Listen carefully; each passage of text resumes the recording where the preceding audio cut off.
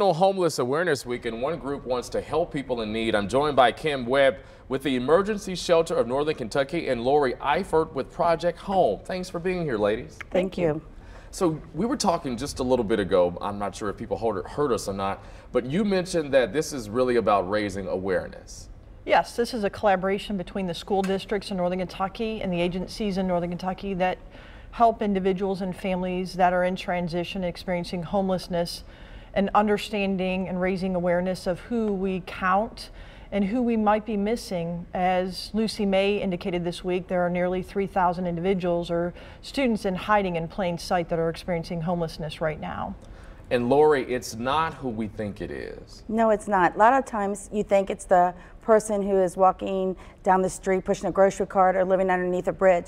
But we actually have in Northern Kentucky area about 2,900 students that are identified as living as transitional housing, whether it be shared housing doubled up or in shelters or couch surfing, such as high schoolers. So how great is the need to get supplies to the kids and the adults in need? The need is great. We have, limited sheltering in Northern Kentucky, so the ability to actually have a good count of who's experiencing homelessness is somewhat the challenge. The schools and the families that are experiencing homelessness more often than not are going to end up in a doubled up situation, which we may or may not be aware of. The need is great to start recognizing those individuals and families and single parents to help them get the resources they need to get into a permanent housing situation. And a lot of them do not even want to be recognized because in their mind they think that they have housing because they're living doubled up with another family, but they can be exited from that situation at any moment.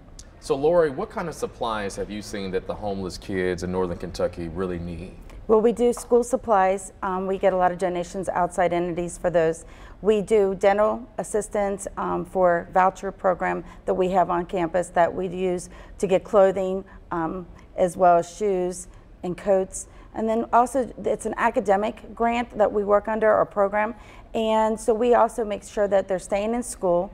They have to stay in their school of origin. So even though they're moving all over the tri-state area, that we try to keep them in their school of origin, the one that they were in before they became homeless.